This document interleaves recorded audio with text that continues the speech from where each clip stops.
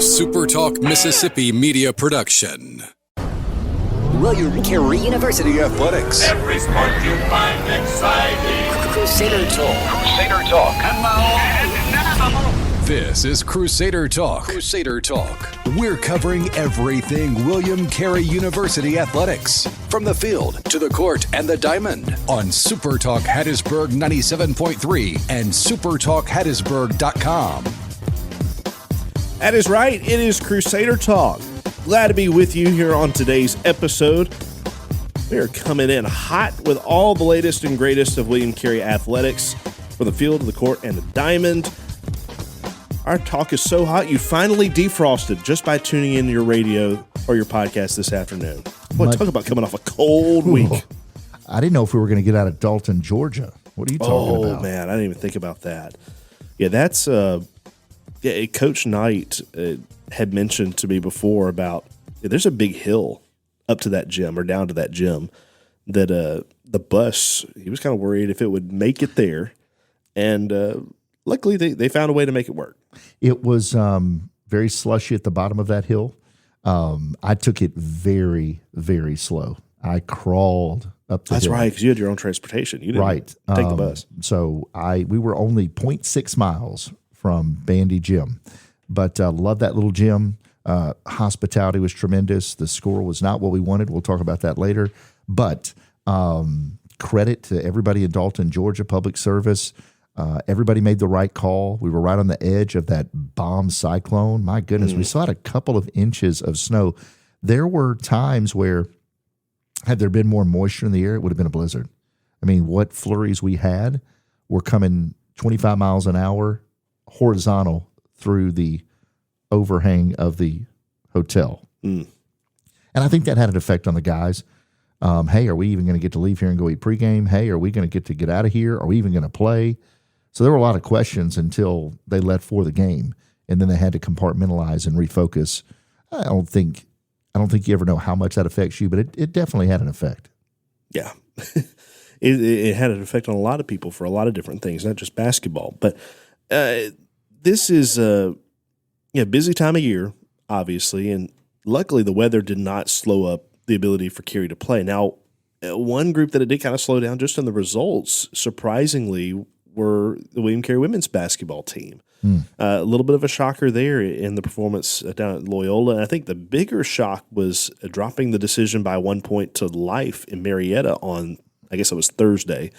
But all things considered, this team probably needed just a minor setback to really boost them forward into the later season. But at the same time, it's obviously really rare to see Carey drop regular season games, much less two in a row. Yeah, I mean, so think about this. We were documenting what they were doing, which was insane. Over 2 calendar years without a loss in the regular season, 57 consecutive games in terms of consecutive regular season wins. So an 18-0 start for the second consecutive year. And then you lose by 6 in New Orleans. I want to rewind it back to the final regular season game last year.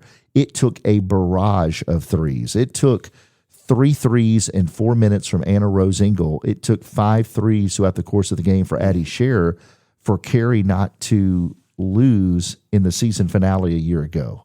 And that would have been heartbreaking. When I saw that 3-point show from those 2 young ladies, it was a Hollywood script. I mean, it was magical. And then as a broadcaster, you wrap that broadcast and you realize I'm probably never calling anything like this again. To go through and call a regular season undefeated for any team you cover, whether it be a basketball or baseball type scenario, that's very, very minimal, shall we say, the odds of that. And so I felt that if the streak could end, it would probably be at Loyola, New Orleans. And it was 69-63. Loyola played really well. Carey made multiple runs and then kind of ran out of time late in that game, had to foul a ton. Loyola was 20 of 22 from the free throw line in the fourth quarter. Yeah, they've always been a good free throw shooting team. So Carey was chasing that game. So then you fast forward to Life on Thursday. Dalton State does not have a women's basketball team, so that was the second of the 2 games that week. And Carey, I know this is just my memory. I'm not looking at the play-by-play from the box score, but it felt like Life did not get the ball across half court in the final minute. Carey uses an 8-0 run to go up 1, immediately gives up a bucket to go down 53-52. Carey would, miss, offensive rebound, miss, kick it out of bounds, get a steal, get it back, miss a 3, offensive rebound, miss another shot, kick it out of bounds, get another steal. This went on for an entire minute. That culminated with an Addy Share 3 open to win the game, and it was short. And that's how Carey lost every bit of, a half dozen chances to win that game in the final minute. Got the stops they needed, got the looks they wanted. Maddie Ladner, who went 0 for 6 in that game, and all of those were at the rim. I mean, that's a game. To me, it's just like, hey, we weren't supposed to win that game. It just wasn't. We weren't supposed to win that game. But that's tough because you fall a half game back in the loss column of Loyola, and couple that with the Loyola win, I think Carey's a full game back. So it might have cost you the regular season. It very well could have, but it's okay because Carey was number 10 in the RPI. You have 2 road losses to Loyola. Will be ranked in the next top 25 poll. They're a top 20, they'll be a top 10 RPI team with that win over Carey. Life is a top 50 road RPI loss. They'll end up being in the top 40, top 35. Long story short, to say those games don't hurt you, could have really helped you. But Carey's put themselves in a really good position if they handle business in the games they're supposed to regardless of what happens in the latter stages of the tournament, they're going to get an at-large. Yeah. But you got to go. You go get these 2 at home this week against Thomas and ABAC, and you're 22-2, or you're 20-2. Excuse me, you're 20-2, and you don't plummet in the polls. You drop, but you don't plummet because neither one of those losses were bad losses. Now, where Carey has faltered, which, by the way, that Loyola loss was their 3rd game in 5 days to play. Right. And so you could understand, coming out a little bit flat. You may have had some other things stacked against you. We won't dive too deep into that of some points that maybe shouldn't have counted, one way or the other down there in New Orleans. But the officiating was lacking. We'll say that. Now, let me say this without giving away too much. Let's just say the league was aware of it. The league had a lot of cancellations in that game, and there was nothing that could be done. I see. So the league was aware that it was going to be an issue going into that game. Yeah. That's unfortunate, but that is it's a busy schedule, busy time of year, so you can understand who's available for that. Yeah. For a Monday. Yeah. But that's really unfortunate. You're glad there wasn't more riding on the line. Final game of the regular season championship on the line, and with everything with weather and all, it fell through to that extent in terms of getting the right crew there to call that game. Yeah. So you get a chance to bounce back with Thomas coming up on Thursday and then ABAC on Saturday. Ideally would be 2 wins for your program, especially being at home. But it gets harder down the stretch. Oh, it does. I mean, Tennessee Southern is that quiet team that could absolutely get hot and win the tournament. And Coach Garriga has been saying that all year long. Thomas, very much like Life, is going to de-carry up, is going to play physical, is going to create some one-on-one matchup problems. And then ABAC's got the top scorer in the league, one of the top scorers in the country, number 2 scorer in the country, who did not play well. Carey did a really good job against her over in Tifton. But then, as you mentioned, that huge matchup coming up at Faulkner. Yeah. Because right now, Carey, they're in second, but you've got 2 teams that are half game back in the loss column in Faulkner and Tennessee Southern. It is stacked at the top, 10-1, 9-2, 9-3, 9-3.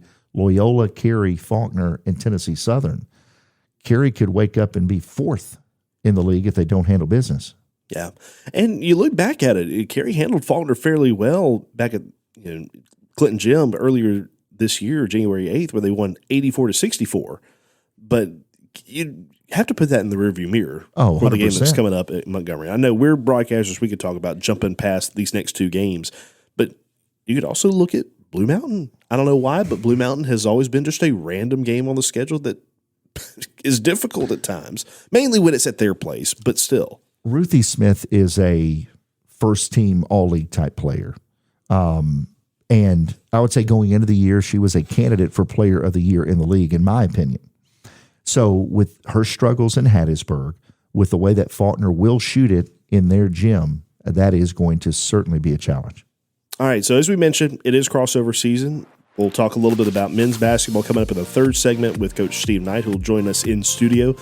But also, we are in the middle of baseball season. They had a big weekend over in Santa Clarita, California, which was not the original schedule for all that. We'll get into that next. But also, softball is about to begin their season coming up this week, so we'll recap or preview that, recap baseball, recap basketball, a whole lot more coming your way as we talk everything William Carey Athletics during this crossover time of the year. Stay with us as you listen to Crusader Talk.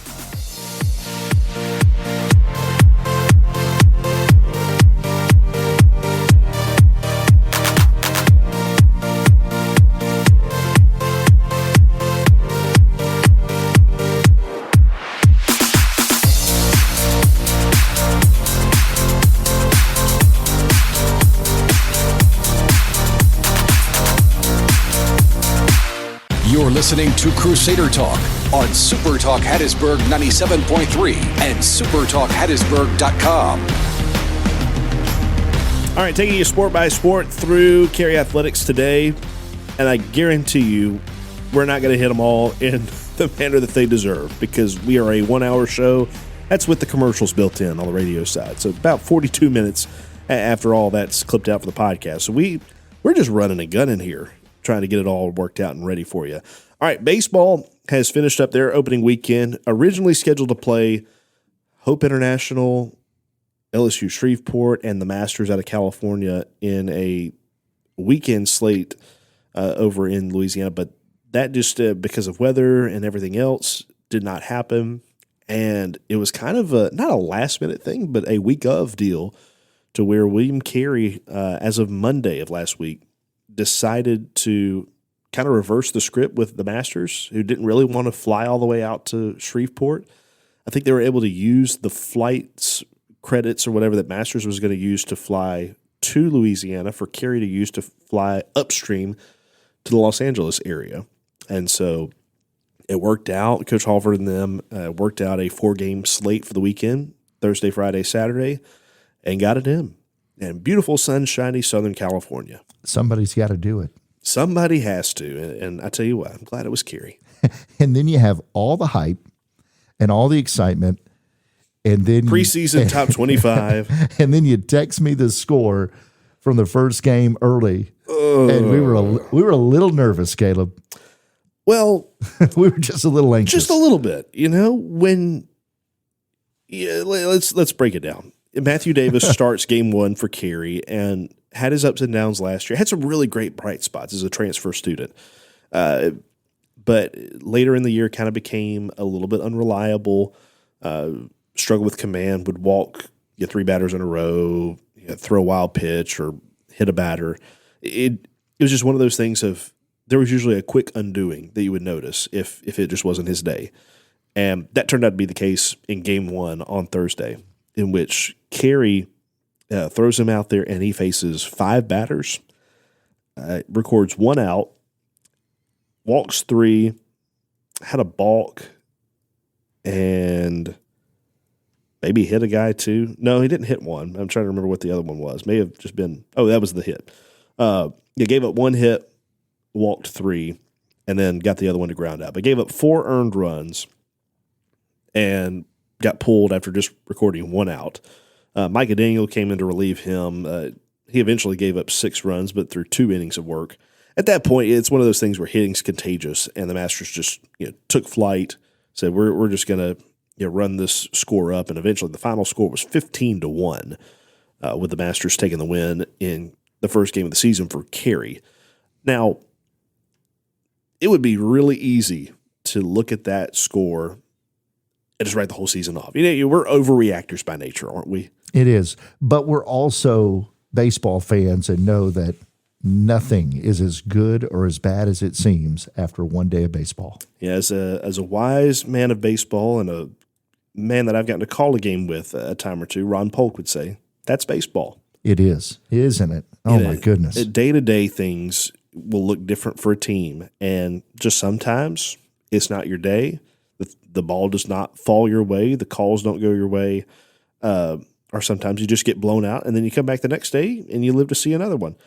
And again, it could have been really easy to just write off the weekend of, oh, this is going to be just a rough trip. But Carey finds a way to push the right buttons, get the right pitching, get the right hitters in order, and find a way to grit out 3 games afterward to make it a 3-1 weekend over the Masters, getting some one-run or close score games, but otherwise some games where Carey was in fairly full control, and the final score just looked a little closer than it was.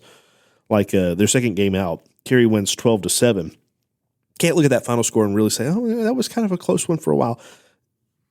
Carey led by the score of 9-4. Or no, excuse me. It was 9-1 entering the 8th inning. And Carey just gave up 6 runs in the 8th to make it closer.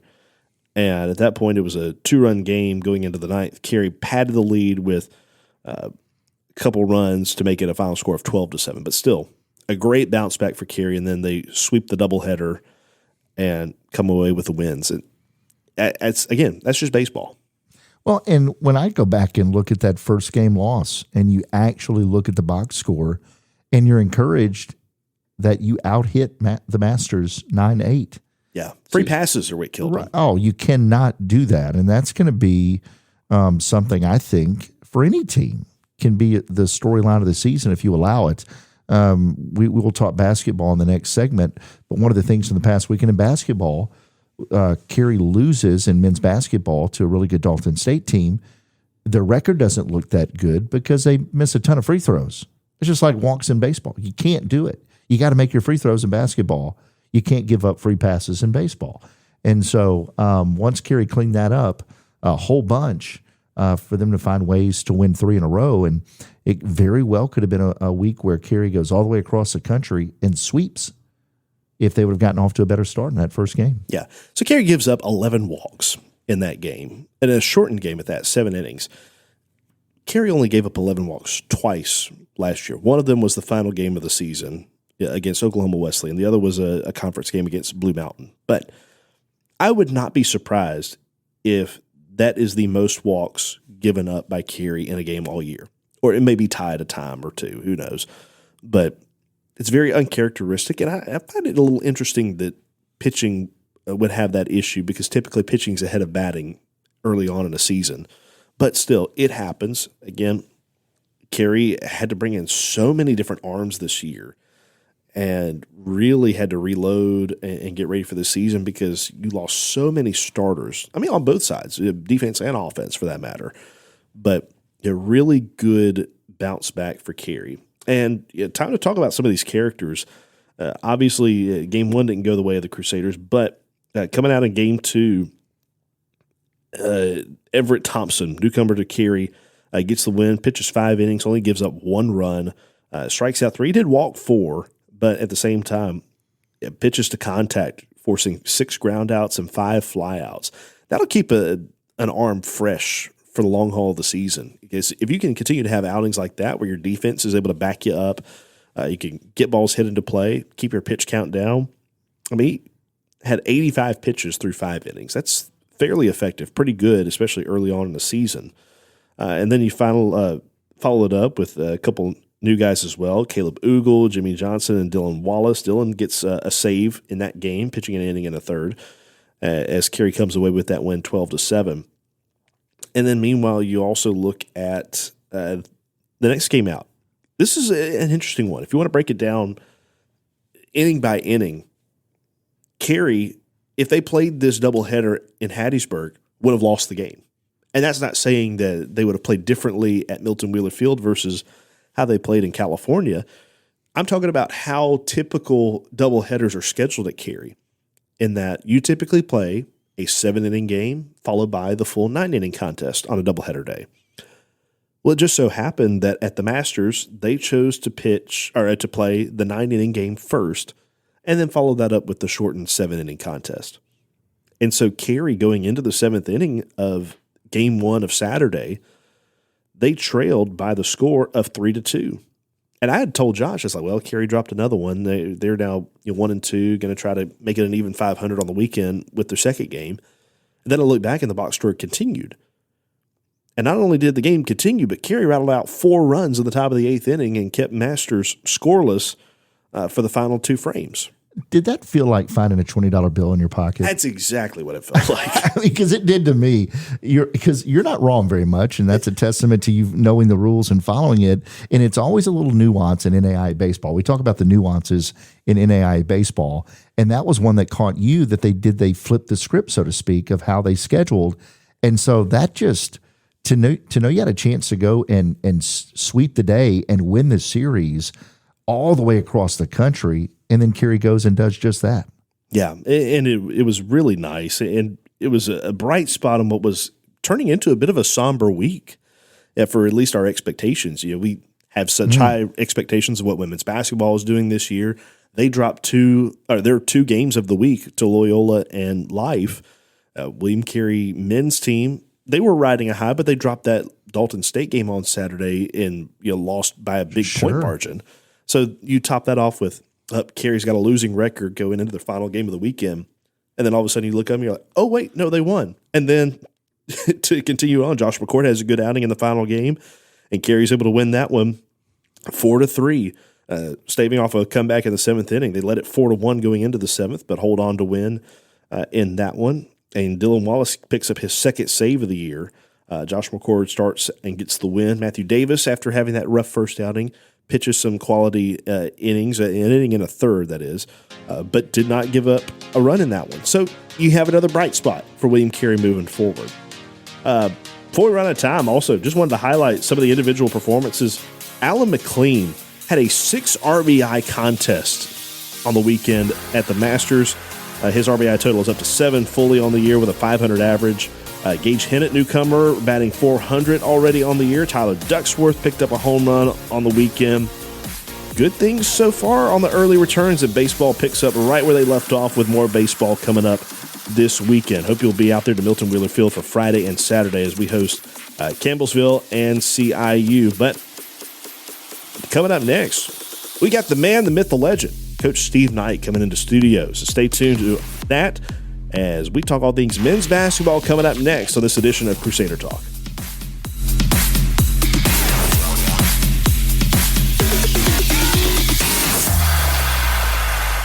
You're tuned in to Crusader Talk on SuperTalk Hattiesburg 97.3 and SuperTalkHattiesburg.com. All right, back with you here on Crusader Talk. Glad to be with you. We're in the middle of the crossover season. We've been looking forward to this for a little while. Baseball's already underway. Got their first home weekend coming up. Basketball has been in full swing for a long time now, and we are joined by the man that he was the leader of our time on Super Talk, as a matter of fact. Yeah, we had the Steve Knight Show for so many years on this station before we finally said, you know what, let's expand the love to all the sports, to, at the time, Coach English and Coach Hallford and all the other guys. But he's back. He's back in studio. It's like riding a bike. You're just right back to having that microphone in front of your face. Coach Steve Knight joins us here in studio. And Coach, first of all, I think for all of us that have been following your journey lately, how are you feeling? Well, thank you for having me. Yes, I've taken a few days off. I feel much better. I think I kind of overdid it a little bit. I got released the week before and went to practice on Tuesday. We played Thursday. We played Saturday at home. Then we traveled to New Orleans on Monday. So, that 3 games in a row right there kind of got me. And on the road trip back home from New Orleans, I started feeling it. I was in a lot of pain, and I said, you know what? I don't know if I'm going to make it to Georgia. Well, wife and I got in the truck, and we made it to Heidelberg. And I told her, I said, you're going to have to turn around. I said, I can't make it. And so I went back and took full advantage of being off and resting. And I've got a little TENS unit that helps out a lot. And, putting putting heat and then cold on it, and it feels much better. So hopefully it'll stay that way, and I'll be able to make it through the rest of the year. It's good that you found out in Heidelberg, because Josh and I were saying if it was about midway through Alabama, that'd be a long journey back. At that point, you'd probably just say, you know what, we'll just grit our teeth and make it the rest of the way. I didn't want to do it. I didn't want to make that call. I said, you got to tough it out, man. You got to tough it out. And I just said, you know what, be smart, and that's what I did. How about PJ and Bert, though, as the extensions of all their time together coaching JV and all their time with you? The guys respond the same to whoever, whether it's three of you on the bench or it's a couple of you on the bench. Those guys go out and give the same effort every time out.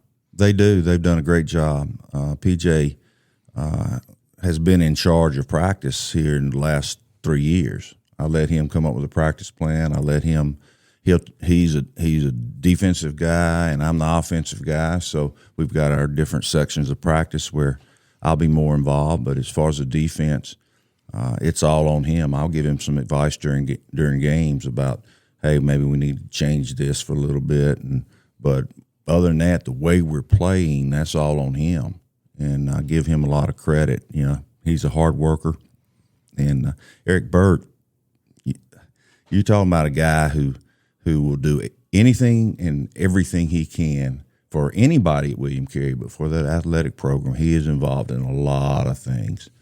And I keep putting more and more on him, and he just takes it and runs with it and does a great job. So, you know, both those guys played for me, and they know the style of ball that I like. They know what my expectations are. So, you know, I've had to miss some practices in October and November, and then again after Christmas, and you know, it's as if I'm not there. And so the way it's gone, I think what I've tried to do is interject my experience when I talk to the guys that, hey, I've been through this before. Just listen to me, and let those guys be the ones that are out on the court. Because I went the whole preseason. I couldn't get on the court. I had to sit in a chair to coach. And so we're just sitting there, and I try to take it as a situation where, hey, I've been doing this a long time, and I've got some things that I can say to these guys that will help them out, and kind of been more of a fatherly figure. Didn't used to be that way, but I am a little older now, so I think it's a good combination. It's worked well for us. Well, I think that experience certainly speaks volumes, and I know it didn't turn out into the form of a win over Dalton, but still, just thinking about how this team has prepared for the year and for certain game situations, one thing that's been just different about this team this year compared to what I've seen historically in just my short time at Carey is the fact that somehow, some way, they find a way in close games to pull it out 9 times out of 10, it seems like. And no other of a greater example than one of the more recent games in that road stretch, Loyola, 82-80 victory. Right, and every time Loyola took a lead in the second half, we bounced right back next possession and scored. Either tied it or got the lead back. And there's something about these guys, you know, you talk about that it factor.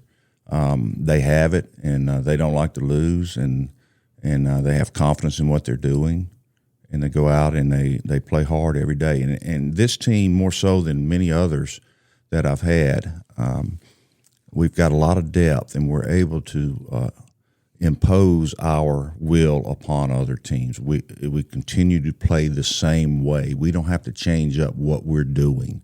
What we're doing is working. And so if we just stay at it and stay at it and stay at it, we may not get what we want in the first half, but down the stretch in the last 10 minutes of a lot of ball games, you can see that our conditioning and the way that we've been aggressive and put pressure on people wears them out, and it's led to a lot of wins. So really happy we've been able to do that. It also helps to have a bunch of guys that want the ball in their hands in that last 5 minutes. And it's going to be typically a different guy each night, but whether it's Malik Franklin, Troy Dunn, or especially who it's almost been, unfortunately for him, maybe the last 2 to 3 weeks, Anthony Robinson has only been good in the last 5 minutes. He's struggled early in games, but when it comes to the last 5 minutes, mentally he flips a switch and he is to the rim, to the free throw line. He's extremely composed at the free throw line. But between Robinson, Franklin, and Dunn, you've got 3 closers on that team big time. Yeah, we do. And, I learned a long time ago, as they say, it's not about the X's and O's, it's about the Jimmies and Joes. And we've got a lot of Jimmies and Joes that can go out there and play, and they've had success in junior college. They are very confident, and they play well together. And, Troy and Malik are 2 big-time shot makers. And, notice that neither one of them have started all year long. I've always kind of had a rule in my head, and I've stuck to it, that I want scorers coming off the bench. I want guys that when we sub and the other team subs, we've got a big advantage. And obviously that's worked for me, and I like that. And these guys have accepted that role. Neither one of them has said one word to me all year long about starting. And, of course, we've got 5 seniors that start, and they have sort of deserved that, They've been here a little bit longer, so it's just worked out really well. The chemistry on this team is great. Now, we extend the road trip from Loyola down in New Orleans to Marietta and Life, and then on to Dalton State. First of all, because you weren't able to make that trip out east, how was Josh's calling, by the way? What's your grade? I'll give him an A. Josh did a good job. He was I thought he was a little better in the Life game than he was in Dalton, as was the team. So it all goes hand in hand. But, there were a lot of other factors to deal with up at Dalton besides the basketball game with the weather. But, we knew Coach Bird and Coach PJ and I talked several weeks ago, looking at our schedule. This past week was by far going to be the toughest that we will face all year long.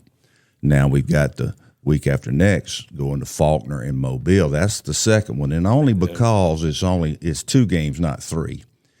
But we had to reschedule this Loyola game. It was going to be the last game of the season, and then because the conference schedule came out and it had everybody playing that last week. Well, it turned out that's the week of the tournament because NEI moved their dates. Oh, so. Commissioner Hall just called everybody and emailed all the coaches, said, look, I don't want to get involved. Y'all work it out on your own. So that's why you saw a little bit of different scheduling by some teams. They weren't playing every Thursday and Saturday. There were other games interspersed. Mm-hmm. And we were looking at our schedule and where to play the Loyola game. And, of course, the girls were also involved because they're doubleheaders. Sure. And we're looking and said, look, okay, we don't want to play on a Monday after we've been on the road on Saturday. So thank goodness Loyola was our travel partner. Mm-hmm. So we both were dealing with the exact same situation. So we were looking at weeks where we were at home and then, where can we fit it in? And it turned out being there were really only 2 choices the way it worked out. It was going to be the Monday before Life in Dalton, or it was going to be the Monday before Faulkner and Mobile. Ooh. So just flip a coin on that one, right? Yeah. So we went ahead and got it played. And Coach Lindsay down at Loyola said, man, this is so hard. And game prepping and that sort of thing. It throws off your whole schedule. I said, let me tell you something. I said, when we were in the GCAC, we played every Thursday, Saturday, Monday. So I think I had a little bit of an advantage on you because that was normal from, however many years we were in the GCAC. So because we played all conference games after Christmas. But it is tough. That Monday game especially is really, really tough. But our guys bounced back. That Life game, we had a lot of energy. We played really, really well against a good team. And, we just got kind of buzzsawed at Dalton. They had a great second half. They shot it from the 3-point line just better than most teams do, and we're just sitting there. It happens. We're 20-2 right now. We won 2 out of 3 last week. We're not crying about that. I was just saying that to Josh earlier this week. I said, if you could have told us that Kerry would go 2 out of 3 for this week on the schedule at the start of the year, you would take it. It doesn't matter which Right. one it was, which one you dropped, how you dropped it. You would take 2 out of those 3. Absolutely. Coming home with that win. Yeah. All right, so next up on the schedule, Thomas and ABAC over at William Carey. Looking forward to that matchup. The meeting with Thomas on Thursday night will also be on SuperTalk at 7:30 that evening. What's your quick 20-second preview of Thomas? Yeah, Thomas, extremely athletic. They're a team that can beat anybody any given night, but they do have problems finishing basketball games. And but against William Carey, it seems like they get a little bit extra high, as in getting ready to play high, and want to beat us. So it's going to be a war on Thursday. Understandably so. All right, he is Steve Knight, head men's basketball coach at William Carey. Big week coming up as we continue on SSAC play. Appreciate Coach for joining us. Up next, our final segment for you here on Crusader Talk. Stay with us.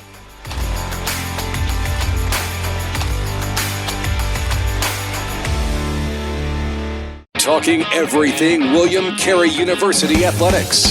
This is Crusader Talk on SuperTalk Hattiesburg 97.3 and SuperTalkHattiesburg.com. Time flies when you're having fun, and we have been having a lot of it. Man, I could talk to Coach Knight for forever.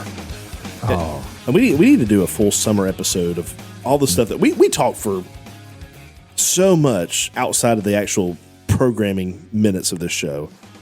And telling us all things about his days in minor league baseball to former players, recruiting, all the like. It's just always so much fun. Yeah, this guy who was on the team that was in the majors, this guy that caught for him that played Major League Baseball, who's now with the MLB Network, and just all those names. And there's so many coaches across Mississippi that are his players. He mentioned one that's going to be retiring soon from high school ball that he coached. And I'm just thinking to myself, how crazy is it to think I'm still coaching and my former players are retiring from coaching now? Yeah, can we let the cat out of the bag, so to speak? He didn't say that it wasn't for air. I have no idea. Coach Knight's back next year. That's what he said. That is as of hot off the press, breaking news. Coach Knight back for his 45th season as we sit here and breathe today. How about that? Yeah, pretty awesome indeed. All right, softball is about to begin their season. Josh, I just saw where Ryan Hornsby and Julia Shaw are 2 players to watch from the SSAC's list coming into the season. I feel like this season is just headlined by the return of Wendy Hogue. Yeah, I mean, you go back a little over a decade to 2014 when Carey was in the championship game, that close to a national championship for softball. She goes on to Southern Miss, then takes a hiatus to spend more time with family, then wins a state championship with her daughter at Petal, and now she's back after some time as athletic director. And I think, in my mind, I am so positive about the hire. I just think she picks up where she left off. I think the connection she has, her proximity to the program, the familiarity of being a mom of one of the players on the team, and just knowing the culture. Obviously, still her relationship with Coach Fletcher still being on the staff, and with Hannah Brister being on the staff, the cohesiveness that is there with that group. I think this has a chance. I mean, the preseason picked number 1 for a reason. I think it has a chance to be another banner year for William Carey softball. Absolutely. Yeah. We talked about expectations earlier in the show about baseball, women's basketball, all the like. It feels like softball's right there in the mix as well. Well, let's go back a couple of years in softball. Now, last year, for whatever reason, they were splitting every weekend. They were splitting. It was split. And they just could not get that sweep. They could not. Yeah. And it just never could make that move. But you go back 2 years ago, and that team had the winning run in scoring position to go to the World Series 2 years ago. And you've still got Hornsby back off that squad. You've got so much talent on that roster. And they brought in a ton of good pieces. But I think it does start inside the circle. But you mentioned Julia Shaw, how good she is. Neiman is so good. But Neiman and Hornsby, bring back your top 2 arms inside the circle. And then I think it starts there, and everybody falls in line behind that. Yeah.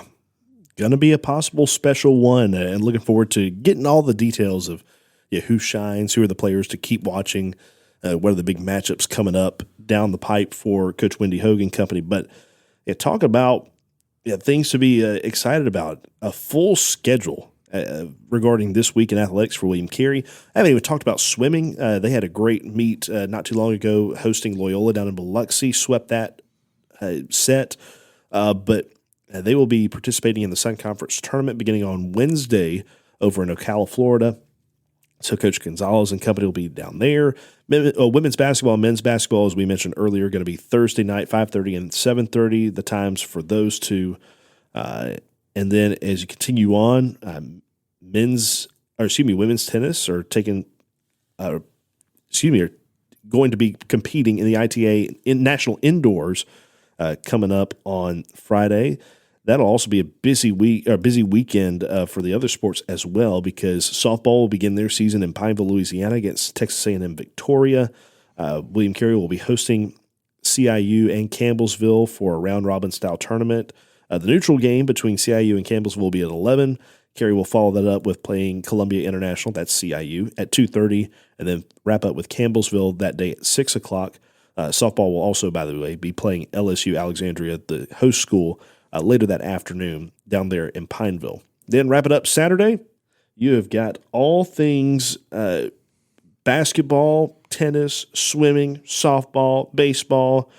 We'll probably invent a new ball between now and then, but you can get the full slate of scheduling at caryathletics.com. But trust me, you'll want to be a part of either basketball or baseball as far as here in the Hub City coming up on Friday.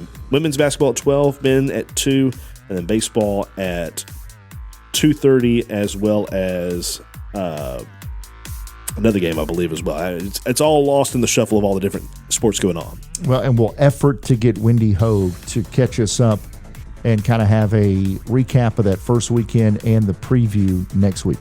And, dare I say it, a new women's soccer coach. Ooh. Going to be talking about that. I know we didn't get to talk about him today, first day on the job, so giving him a breather to get all caught up and all that. But we will tell you about the new person that's going to be guiding the William Carey women's soccer program coming up in our next episode. May get to talk to him as well on the podcast. But that'll do it for us. Our thanks to Coach Knight for joining us earlier in the show. For my co-host Josh West, I'm Caleb Hamill saying until next time, good night, God bless, and go Saders.